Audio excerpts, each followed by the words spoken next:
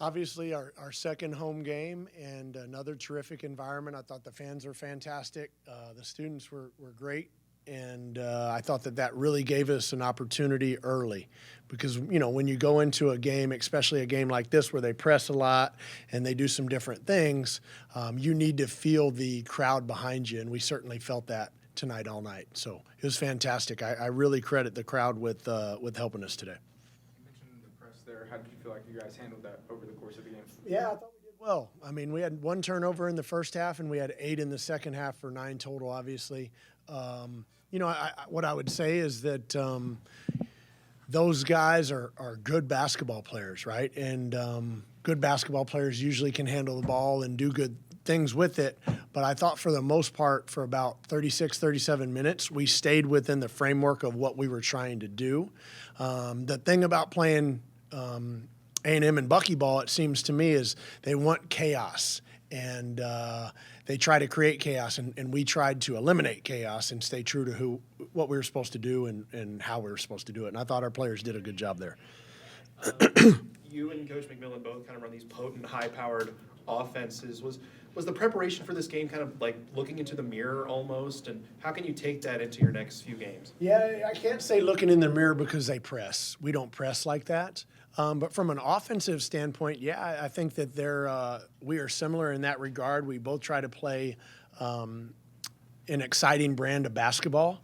They shoot more threes than we do. He wants to shoot about half threes, and I don't. I want to shoot about a third, maybe a little more than that. But nonetheless, I thought because of the way that we play and the pace that we play at, I felt like, and I hoped, I didn't know this going into the game, I felt like that we wouldn't tire out, right? Because we're used to playing at that pace. Whereas other teams that only, play 56 possession games, it's a little different. So, I thought it was a fantastic performance by the fellas.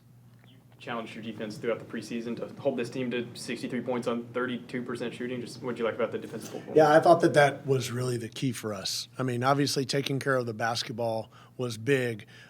We stopped them early on. We just couldn't get a dang rebound, right? And that was, if there was anything disappointing, I would say early on in the game, that was disappointing. But from, about the 15-minute mark of the first half on, I think we out-rebounded them the entire rest of the game. And so that was obviously a big turning point for us. But our defense was good enough. Our boxing out and our rebounding was not. You had, on the 15 turnovers that you forced, it led to 27 points off turnovers, which is a big point of emphasis for you. What did you kind of talk about going into the game as far as the points off turnovers and things like that? Yeah, I mean, we obviously talk about trying to turn people over quite a bit. We're not nearly as extended as last year. Last year we really extended up the floor and denied a lot more. But I felt like with this game, there were certain guys that you could maybe plug the gaps more with.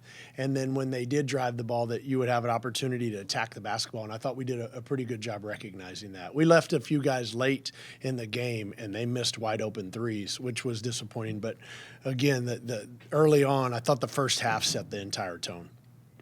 Do you feel like that kind of being in passing lanes, things like that, is something that's going to be, because of your length, maybe something you can rely on defensively throughout the year? Yeah, absolutely. Yeah, again, I just don't know how much sense it makes to overextend our defense too much. Because the way you have to look at it is if you have some offensive talent, right, which we do have, you're going to typically be able to score on a nightly basis.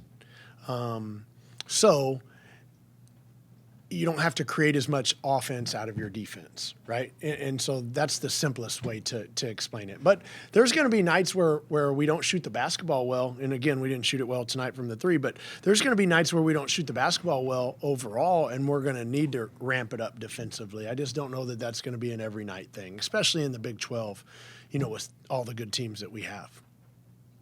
Did you learn something about this group tonight or today? I don't know what time it is.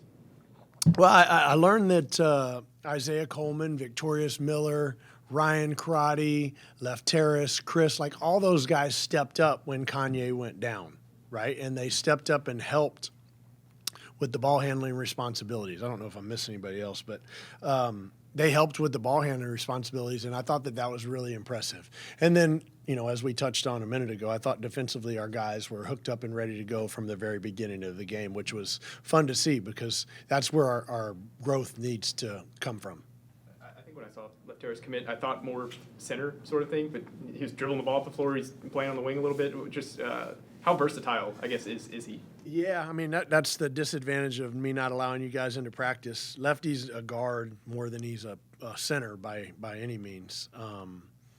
And he, he's always played like the 3 or the 4 professionally. And especially overseas, those guys handle the ball quite a bit. So, no, he's a good ball handler. We're glad to have him back. And I thought he played well tonight. You mentioned Kanye earlier. Do you have any updates on him? I do not. And then same with Anthony. Anything there? Anthony's it's not going to change. He's day to day. I mean, you as a coach, you just got to kind of evaluate and weigh. Like Anthony wants to play against Oral Roberts, he wants to play against Texas A&M, he wants to play against Prairie View A&M. But in my mind, right, I want him to play against Texas Tech and Kansas and Houston and those guys. And so we've got to get him healthy. And I know that our medical staff is working hard at that, but he's chomping at the bit to get back. So we'll see. Speaking of Isaiah and Lefty, it was their first games in an OSU uniform today. Just kind of what did it feel like bringing them into the system, and especially in kind of a raucous environment like it was today? Well, you'd probably need to ask them what they felt, but I thought that they both handled it well. I mean, Isaiah played in the Big East at Seton Hall, so he's been in some big environments, and Lefty played for I don't know how to say it, Maccabi Tel Aviv or one of those, right? Like he's been in some really hard environments to play. So I think those guys, this is not anything that's going to overwhelm them by any means. Anything else for Coach?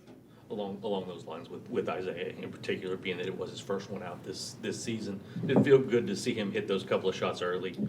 Yeah, I really thought the pull-up jumper was working for him, and I thought maybe get a couple more of those. But holy smokes, that dunk he almost made.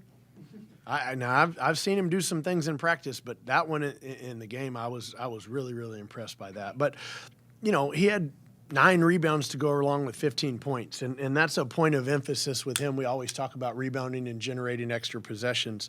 And tonight I thought he was very active on the offensive end, but also on the defensive end. So, he's a good player. He's a good player, and we're glad we have him on our team, that's for sure. I think Christian's led you guys in plus-minus the first 2 games. We obviously see his scoring, his rebounding, his length. Just what does he do to impact winning? You know what, though? I'm gonna have to call you out on this one, Marshall. Victorious and Christian. Yeah, they were both plus 23. Hold on. Did everybody see Victorious dive on the floor for the loose ball today? Cheered him on. He got a standing ovation. That was big time. That was big time. I was proud of him. Because, again, all those guys diving on the floor for loose balls, it just shows how much they care about winning. And ultimately, that's where we've got to get. We've got to get towards everybody consumed with winning and not the other stuff. But, again, back to Chris. I thought Chris has played well. He deserved the start in the second half. He handled the ball well against pressure. If there's any disappointment probably on his end is his rebounding, but he was active and he was in there trying to get them for sure. You mentioned A&M like to shoot a lot of threes. Was the goal to force them to shoot threes more? Because obviously the percentage wasn't great. So did you kind of play into that defensively at all? No. I wanted to limit the threes from certain people on their team. I thought Dominguez, Griffin, and Pop Isaacs are all terrific three-point shooters. And so we wanted to be there on the catch, and we wanted to make sure that we tried to eliminate them or at least contest them without fouling. We only fouled 1 3-point shooter, if I'm not mistaken, today, which is good.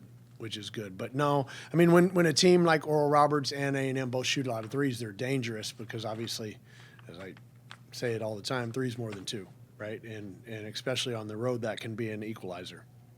All right, guys. Thanks so much. Appreciate it. Thanks, Steve. All right, guys.